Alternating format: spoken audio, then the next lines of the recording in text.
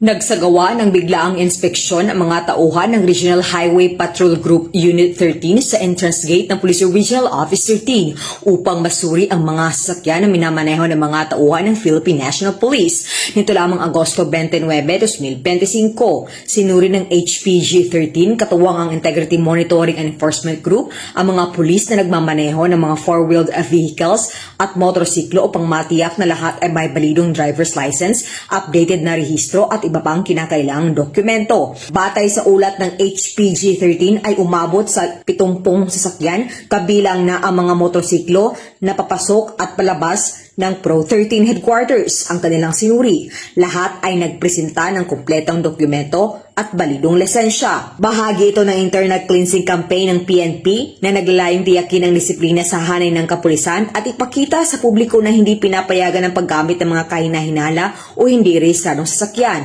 Sa kabuuan ay walang naitalang paglabag sa isinagawang inspeksyon. Patunay na maayos at disiplinado ang hanay ng Pro 13 sa pagsunod sa batas, trapiko at regulasyon. Mula dito sa Police Regional Office 13, ako ang iyong PNN correspondent, Patrolwoman Karen A. Malilin, alagad ng batas, taga-taguyod ng Balitang Pulis.